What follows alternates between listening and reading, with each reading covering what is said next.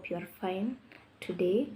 As promised earlier in my previous video, I was to talk about each specific learning disability in details, and today we are talking about dysgraphia. Hope by the end of this video you will have learned something and be able to identify a child presenting with dysgraphia and take the necessary steps to help the child.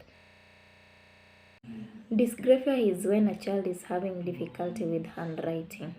The word dys means difficulty or disability, and the word graph means write by hand. It can have different levels from mild to severe.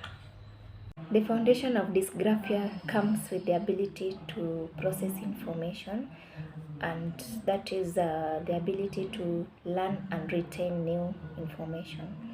The information is taken through sensory channels by the body and is sent to the brain. Approximately 50% of the information is visual, then followed by auditory and tactile.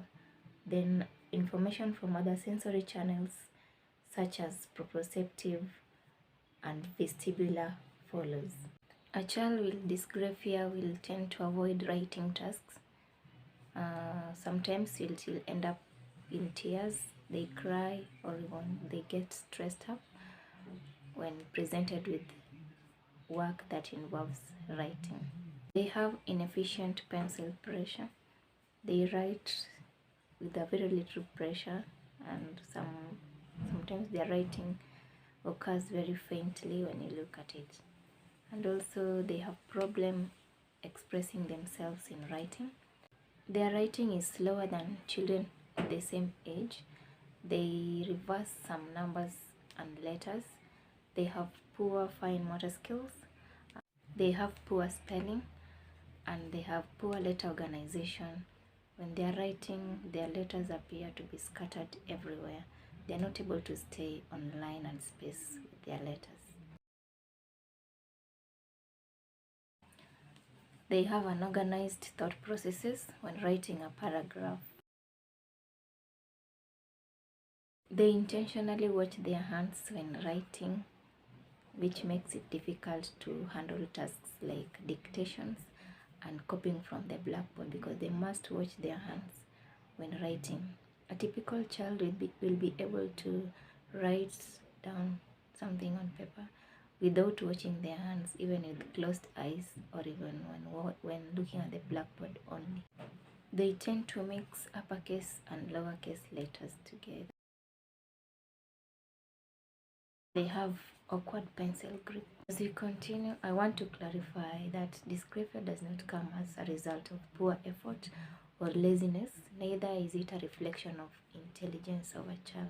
Rather, it is a combination of neuromuscular, perceptual, cognitive, and linguistic skills. When it comes to neuromuscular skills, a child with dysgraphia may present with poor muscle tone and muscle strength, which may lead to poor posture and even poor visual attention.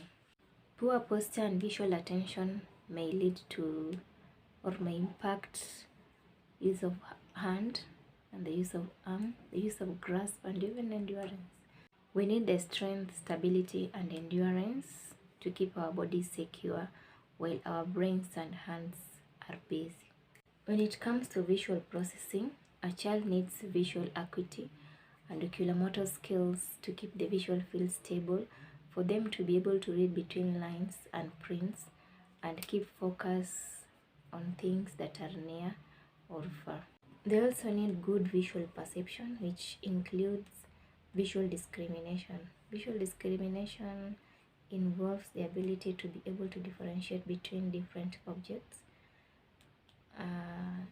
Visual perception also includes visual form constancy.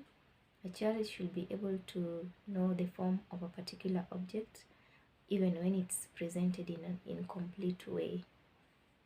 It also involves visual spatial awareness, whereby a child should be able to know the position of a particular object in space so as not to write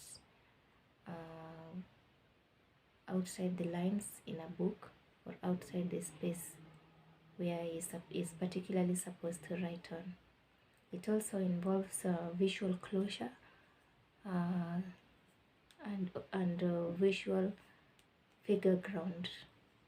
Visual figure ground involves the ability to be able to identify particular words or letters in a background of very many sentences and paragraph in a work that is presented to them. Also visual memory, which helps them to keep in memory what they have seen, to be able to write what they have seen. For example, copying from the blackboard to the book. A child with dysgraphia may be having visual sensory issues, like some of them have issues with lights that give a lot of glare may be too much for them. It gives them visual overload, and also lights from screen like computers or phones may be too much for them also. They may also have issues with printed papers if some prints are faint or are not clearly visible. Some have issues with contrast sensitivity, which makes the lines or letters in their book jiggle. They prefer white printed on black instead of black printed on white. When it comes to fine motor skills, the shoulder and upper arm should be very stable, while the wrist and hand work dynamically. They should have eye-hand coordination and the ability to grasp their writing objects or writing tool correctly.